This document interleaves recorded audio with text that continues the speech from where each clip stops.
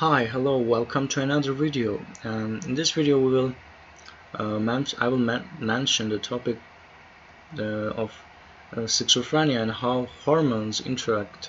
And as you know, like for it's rare that children have schizophrenia, and it has something to do with sex hormones. So that there must be a link between them. So in this article, they dissect this and then they try to find answer with this mini review article. Let's see if it is really a short article. Yeah, it's really short article. The involvement of the hormones in the pathogenesis of schizophrenia has long been suspected because of the psychosis differs in women and men, and duration of illness also is different. Appearance shortly after puberty. Changes in sex hormones have been linked with increased vulnerability to mood disorders in women, while testosterone has been associated with sexual drive and aggressiveness as well as in men and in women. That is interesting.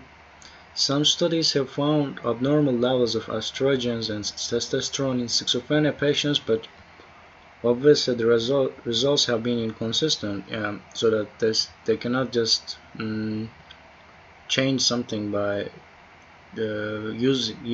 by changing the variables related to estrogens and testosterone, and sometimes attributed to this hyperprolactinemia effect of antipsychotics. So just because of antipsychotics, the levels change. So they optimize the clinical with this article. They optimize the clinical approach to women with schizophrenia at these different stages. So they include the hormones of progesterone, estrogen, and testosterone, and its clinical significance and implications.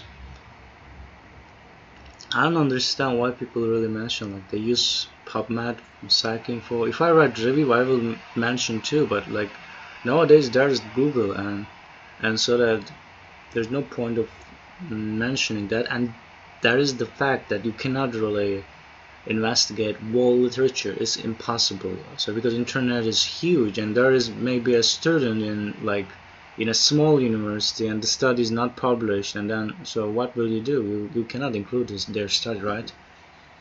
So it's hard to really mention, really clearly mention, and clearly truly telling like there's no previous study on something. So the role of progesterone in schizophrenia was given less consideration in the literature than estrogen. As this person described, existing data on progesterone in relationship to schizophrenia is inconsistent, with some studies suggesting a neuroprotective role for the hormone, while other studies posit a disruptive impact of the hormone. Interesting.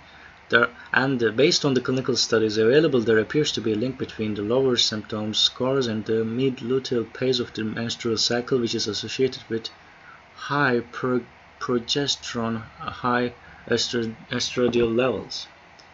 There are some animal studies which support the inhibiting effect of progesterone on hyperactive behavior. Recently, it was reported that baseline levels of progesterone were significantly higher in first episode antipsychotic naive patients with schizophrenia than in normal controls, and it was speculated that lower levels of progesterone at baseline may predict better therapeutic outcome of antipsychotic treatment. And yeah, you see that those studies are actually summarizing the literature well, but there are still some problems, and the problems are basically about this mentioning these levels. And for example, like it says this was reported, but still we don't know the sample and how are the characters, what are the characteristics of their sample. So if you really want to know if something is associated with something, so you should really dig the article very well and read it very carefully.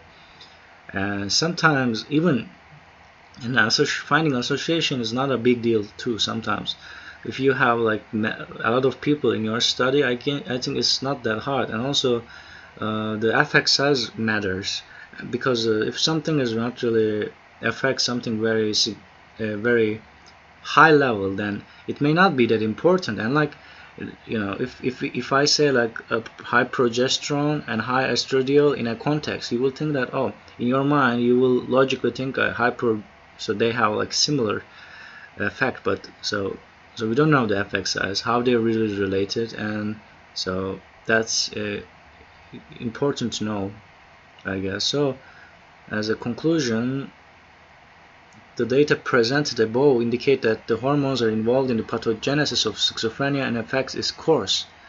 A clear link found, and later onset of schizophrenia associated with early puberty in girls, lower relapse of psychotic symptoms during pregnancy, high relapse postpartum, fluctuation of the symptoms across the menstrual cycle, exacerbation of psychotic symptoms in women with schizophrenia during the menopausal transition. However, the exact mechanism affect the appearance is still not entirely understood.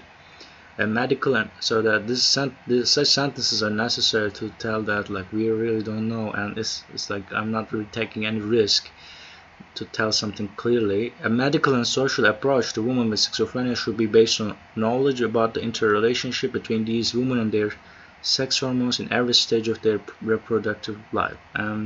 Thanks for watching this video. I wish you have a beautiful day. Bye bye.